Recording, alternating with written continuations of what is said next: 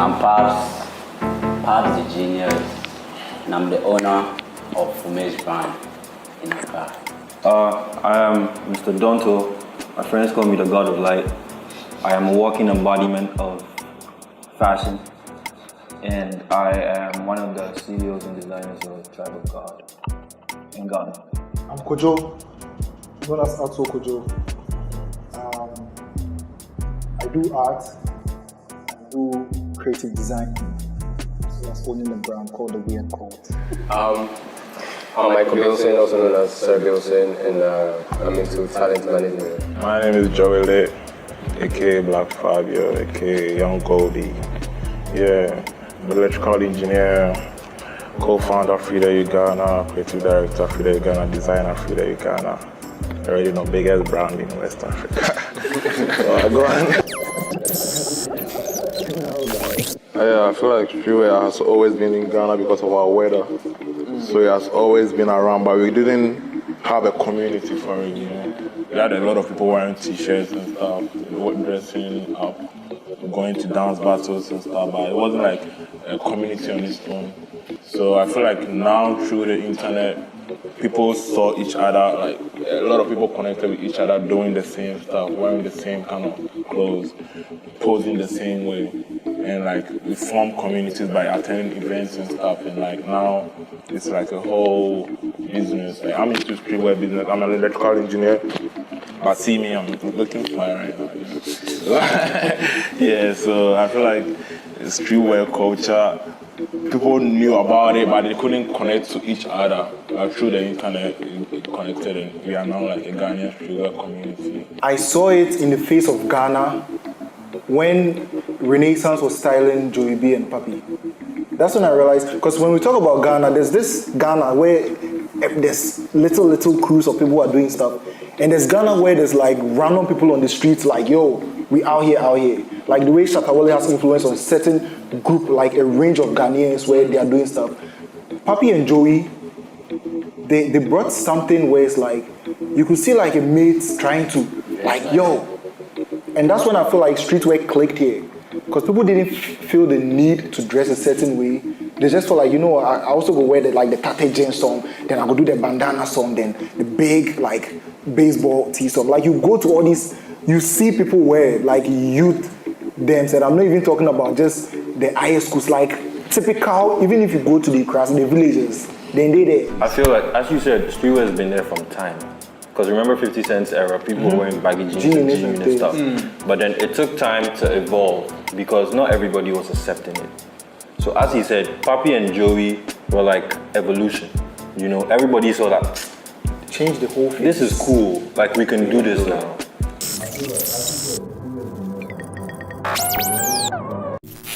When we design, we think about Ghanaian, I don't know how they design, but we think about the Ghanaian aesthetics, and we think about how it will look cool in a global setting, you know? So, like, tax is not allowed. It's like a very Ghanaian statement, but it's a very cool shirt to wear anywhere, but you don't have to understand. So we tell you the story. That's what Africa we hold, the story. That's when Foot Locker contacted me, and when Nike contacted us for their shorts, they were interested in the story because they saw our story from Vogue, and they were like, yo, this guy's story is like solid. So they wanted us to tell the story through the Nike shorts. And it's all about having a story, because that's what we hold as African story. Because you know, that's why you have announcing stories and all this shit. Because like we have good stories to tell in a global setting where people see it's dope, because they don't have that. You know, we have the story. I feel like it's all about the design.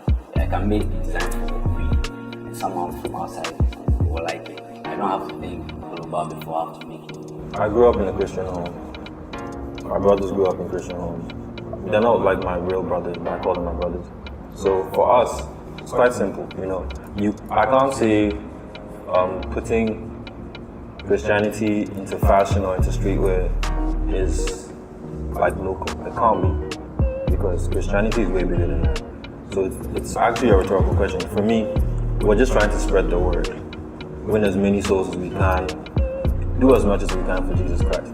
but we're just trying to make it look cool. So if somebody sees it, I will do this, I will wear this, and then if somebody wears what like we make, spreads the word somewhere else, because we wouldn't be, let's say you're in whatever country, right? And then you see somebody wearing something from Tribe of God and you read it and it impacts your life. You go home, whoever lives with you, let's say you have a family, you spread the word. So I've done my job. So it could be here, it could be anywhere. So far as I spread the word of God, I'm Gucci. You have to make sure you do go global, because that be the end goal.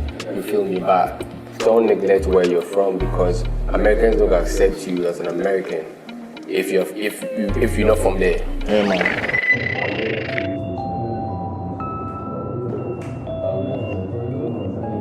You have to do the factories. If the industry can have more investors, people that actually believe in creatives, structure like production, and also, like you said, ways to deliver the garments. We had a collection called something, the Journey collection or something like that, and we didn't have enough money to produce a lot, so we did like about, so like 10 tees and some 10 or 15 pants. And then when we released it, the demand was there. But we were like, you know what, we're not going to sell this thing. After a week, we put it up that it was sold out. It wasn't actually sold out. You know what I mean? Because the demand that came the first week was about 5. But we needed a strategy to make sure we sell those and then reproduce again. We go feature sell 5. And the next 3-4 weeks, then the things just did it. So we put it up that the things were sold out. So when people saw that it was sold out, that the perception, I think all this thing boils down to perception. People felt like people are actually buying this shit. I don't go buy it. The following week, we put it up again, say we restock, and we sold out. We sold out, like in 2 days. We had a lot of money, and then we produced again because we didn't have anyone to invest in us. We didn't have money to buy. So I feel like we now to come together and have some strategies, and also the creatives, they need to come together and push their agenda also, because I feel like in Ghana they're very separated.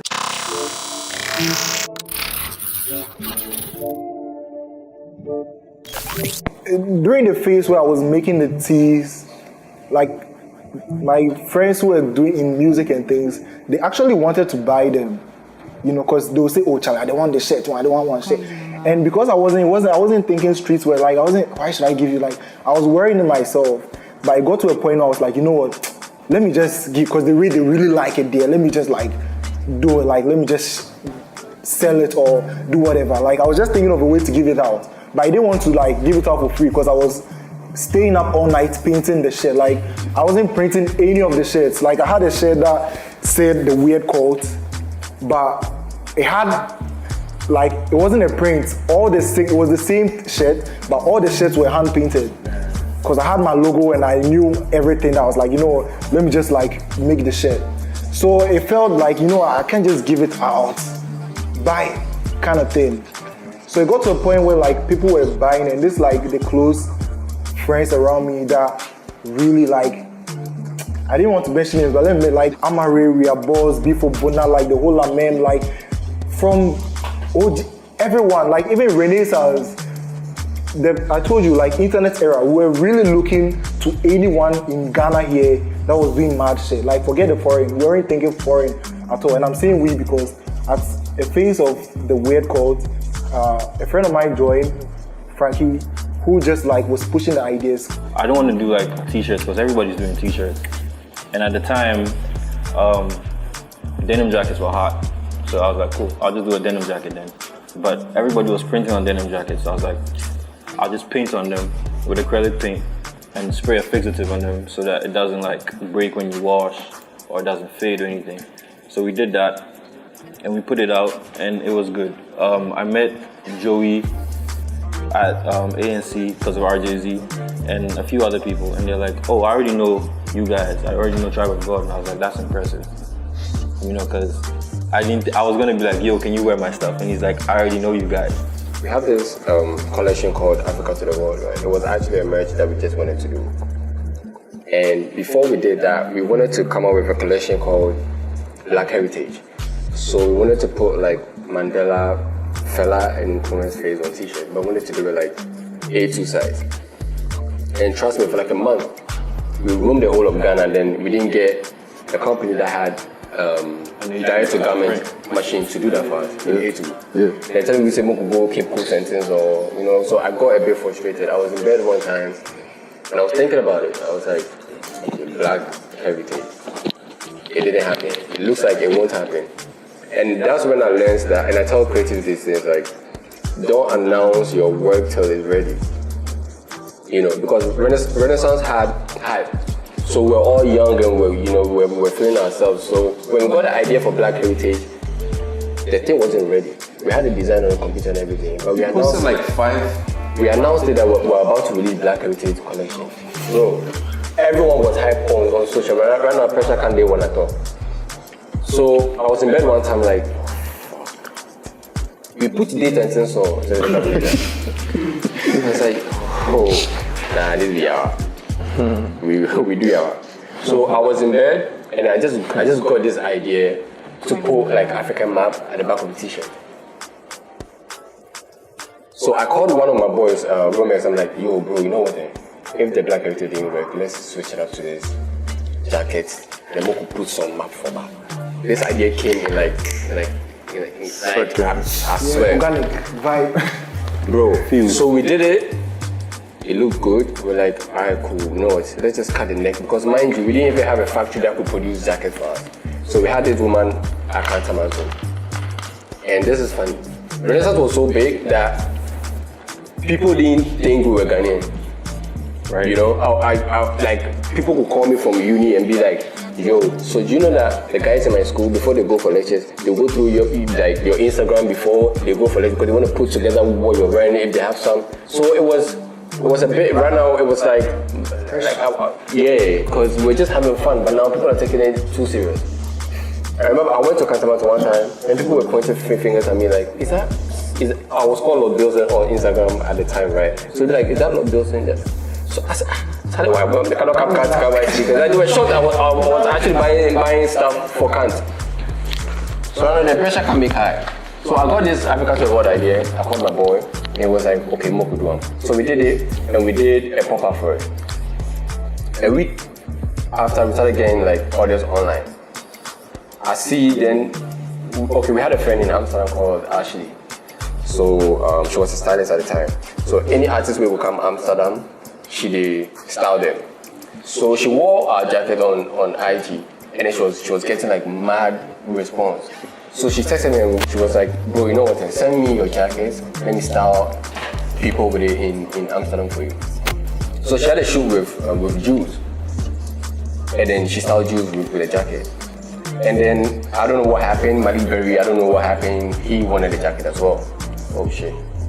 And then Sarkodie called and said he wants us to style him for a video. He wore the jacket and it was like on flames now. Now I did, then I go figure a call, and I had this friend, he's part of Afro Chala now, PJ Kev. He was like, he's friends with Didi and Christian Combs and all these guys. All of a sudden, he told them about the brand, and he would call me, be like, yo, I'm on face of Christian Combs. Like, I was like, everything's happening so fast.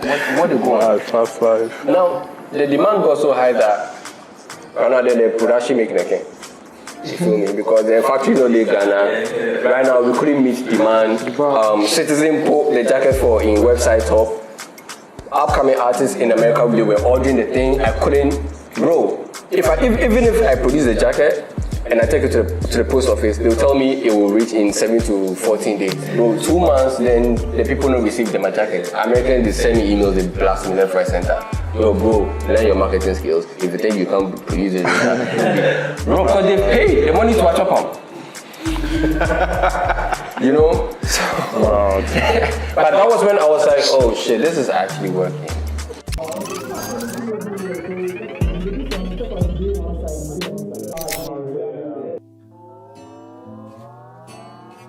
Then maybe let's say visual. I think I'll do a collaboration like the government of Ghana. Hey. I'm gonna tell you guys.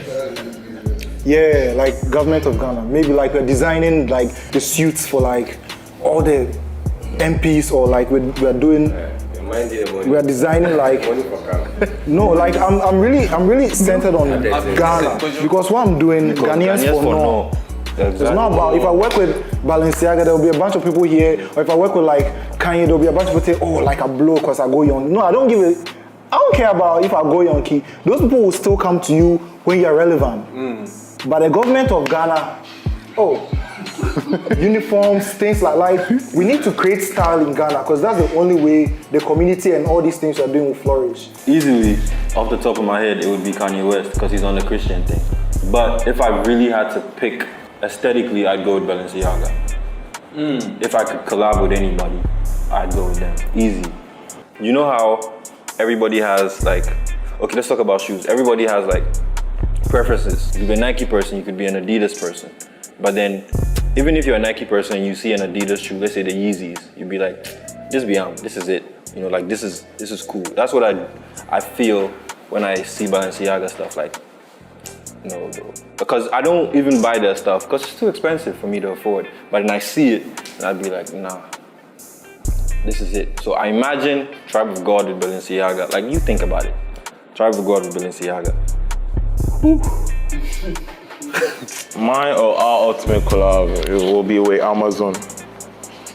Because like free the youth is not fashion is just a blah blah, you know. Like it's about fashion now, and as Africans we need to think outside the box. So, and I'm an electrical engineer, always like numbers are zeros and ones are running through my head. So I feel like when we collab with Amazon, we can empower communities and we can empower like our country through tech and fashion. Because imagine a kid going to school wearing a shirt with like some Kira, we did Kira's counts on our shirts, but imagine school uniform with Kira's counts. So when the kid get lost, you see his mom name, you know, all this kind of stuff, and it will just be like a way to let life be more easier and like, you know, like when someone steals your shit and you just type the code or something, you just know that, you know, it's like connecting fashion to tech is like our dream, and now we have like, our goal is like worldwide. We don't even think about Ghana no more. Because Ghana, if you do something for Ghana, they go fanfu you. You know what we fanfu in. Yeah, our dream is like a worldwide dream, and we have a story to tell like about empowering our communities. And back then it would probably be Virgil, but now it will be Jerry. I feel like I like the way he's particular about his garments and the details and the way he takes his time. I think Virgil is more commercial now. Yeah. And I think he doesn't design anymore. You know what I mean? So he lose that. It's like now if I wear off-white stuff, I'm not that. I don't really feel myself like. But if I wear Fear of God, some pieces I will feel like he really think about what are they wearing, where are they wearing. So I will go with Jerry, not Virgil. 100.